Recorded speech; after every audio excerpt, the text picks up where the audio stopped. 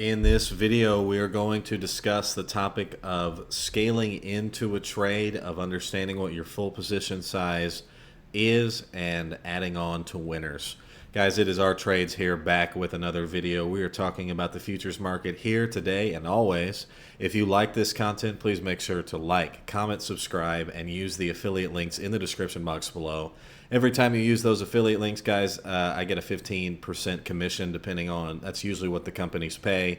So please make sure if you are going to sign up for an Apex Trader Funding, MyFundedFutures, Earn to Trade, they're all in the description box below. Please make sure to use my affiliate link instead of those other chumps out there. Okay, guys. With that being said, this should be a pretty short video. I want to talk about the concept of scaling into a position. I also want to distinguish that from adding on to a loser, which is not what I'm recommending doing, but I do want to talk about scaling in. I want to talk about what that looks like, and then I also want to talk about adding on to winners and what that looks like as well. Okay, guys, so for this video, I'm assuming one of two things. Number one, you are either using a prop account. So for example here, I'm on a $300,000 or $300K Apex Trader Funding simulated account in which I have to make $20,000 without losing $7,500, and that's basically how you pass the account, guys. So I'm assuming that you're using a sim account, or you might just have a lot of money and you're trading your own cash. So I'm assuming that you can take on multiple contracts. If you can only take on one contract, then this is not really going to apply to you. Okay, guys, so in terms of scaling in, the first thing you need to ask yourself is, you know, what is my full position size? So the first question you need to ask yourself whenever you're scaling in is, what is my full position size?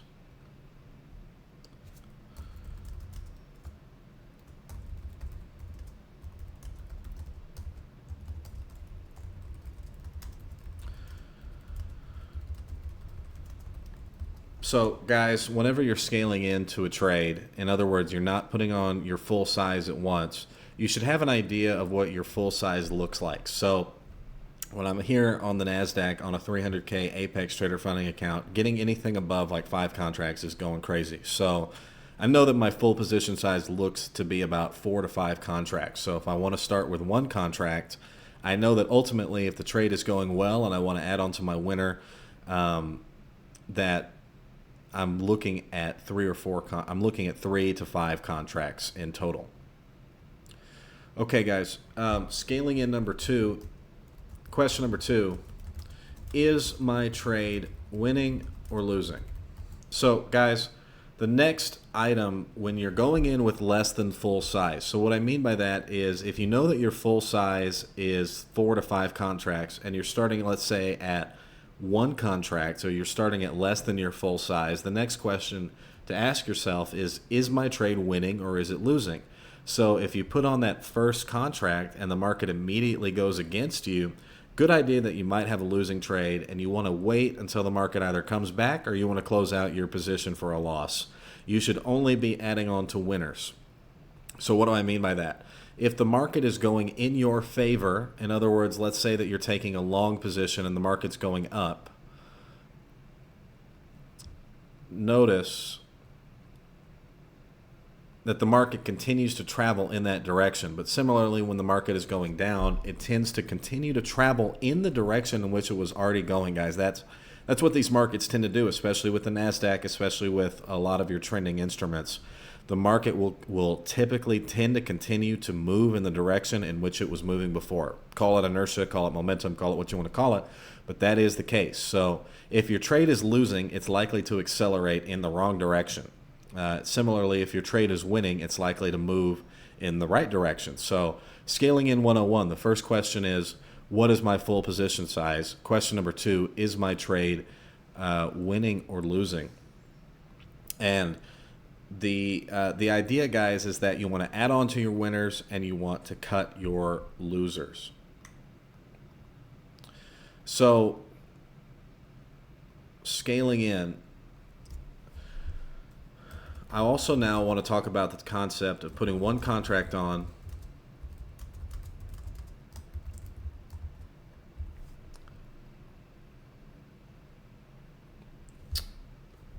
I'm going to hide that.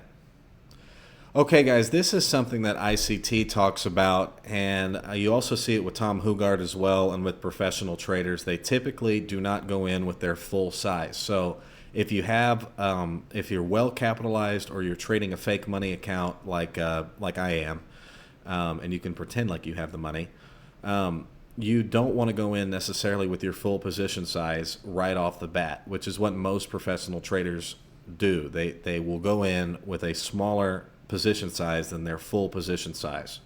So if their full position size might be 4 to 5 NASDAQs, then they might go in with one NASDAQ and then add on another NASDAQ if the trade is going in their favor.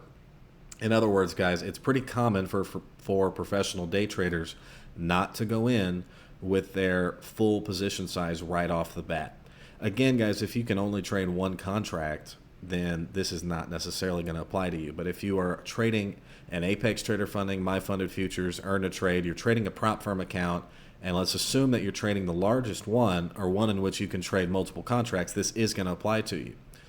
So one thing that ICT talks about, Inner Circle Trader, who's sort of my mentor, the guy that I've watched a lot of his videos and watched a lot of his content, one thing that he talks about is putting on one contract just to get a feel for where the market is going. And guys, I actually like this a lot. So at any given point, the market is about equally as likely to go down as it is to go up. It's pretty random. But your mind, there's something that I want to talk about here, which is your mind changes the moment that you put a position on. So your mind is going to go from analyzing a chart to managing a trade the second that you put a position on. It is virtually impossible.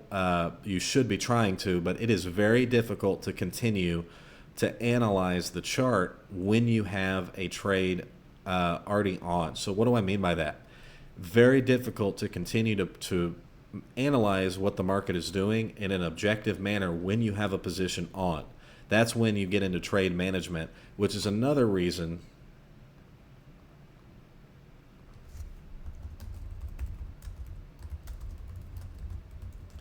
to consider scaling into a position rather than putting your full position on right away is, okay, if I only put on one contract, immediately your mind's going to tune in and you're going to see a lot clearer where the market is going. So this is, I don't want to call it a hack. It's not a hack. It's just a way that your brain works, is that all of a sudden when you have a position on, you're going to see what the market is doing a lot more clearly than when you don't have a position on.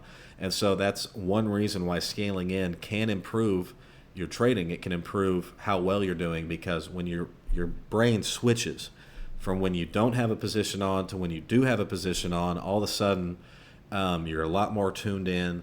You're seeing what the market is doing a lot more clearly. Doesn't mean that you're going to win every trade. Definitely not. But if you go in with one contract instead of your full position size, you can see the market sort of with that tuned mind that you might not have had before. So one thing that I recommend doing, although this is not financial advice, is consider just throwing, and ICT talks about this as well, consider throwing one contract on and then feeling where the market is going.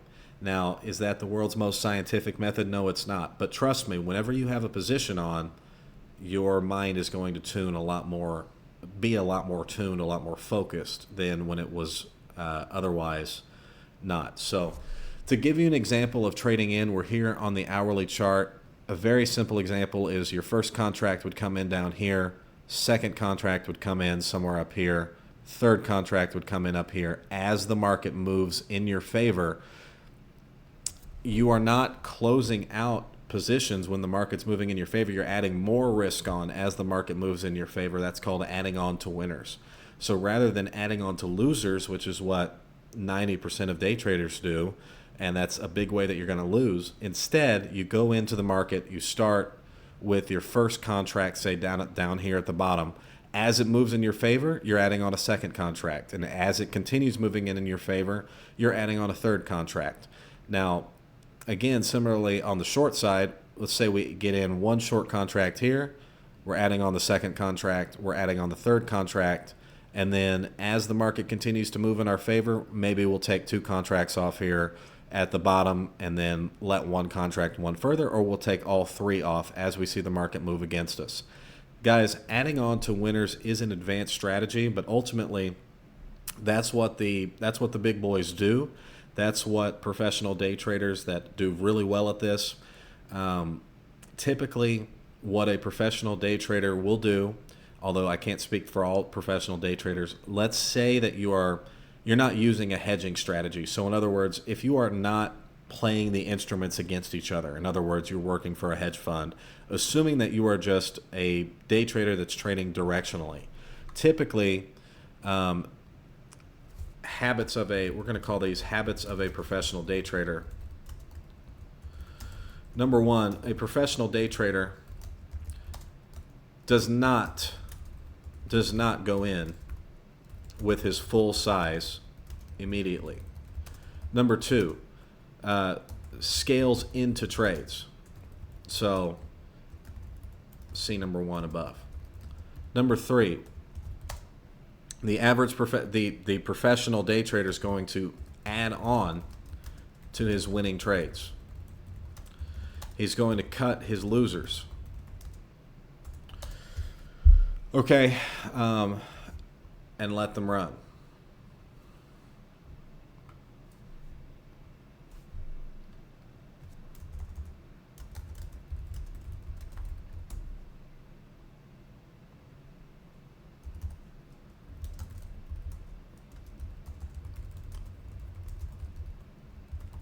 So these are some habits of a professional day trader, guys. Number 1, he doesn't go in with his full size immediately. So the professional day trader, let's say that he's trading with a $300,000 account. He's not going in with 5 NASDAQs or his full position immediately. Instead, he's going to go in with 1 NASDAQ, see how the market is feeling, and then if the market's going in his favor, he's going to add on more as the market goes in his favor and the day looks like it might be a trending day.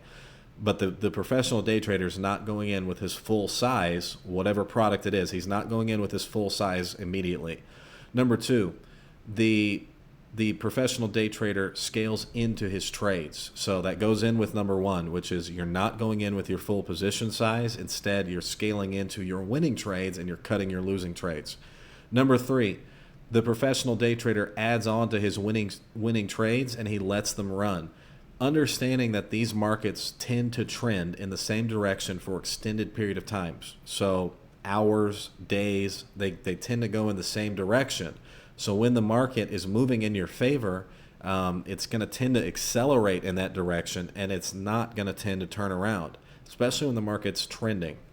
That's not to say it's never going to turn around, guys, but I'm just talking about tendencies here.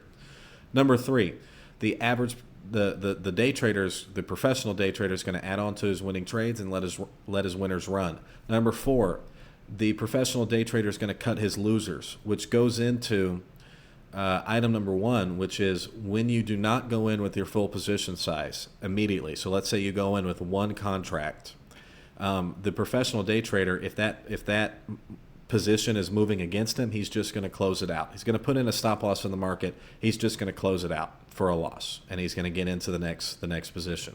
And number 5, the professional day trader is going to manage his trades well. So there's something that changes, and we talked about this earlier. There is something that changes from when you are analyzing the chart when there is no position on, from when you do have a position on, and how your brain switches. You're going to be a lot more focused when you have a position on, which is why throwing on a contract at random and seeing what goes on is not necessarily the wrong thing to do. Okay, guys, in this video we talked about scaling into a trade. We talked about adding into our winners. We talked about habits of a professional day trader who's not using a hedging strategy. Again, assuming that you're not using some sort of a hedging strategy. I hope you all enjoyed this. This has been R Trades back here with another video. I want to thank you for joining me. If you like this content, you want to support me making these videos, support the dream, please make sure to like, comment, subscribe, and use the affiliate links in the description box below.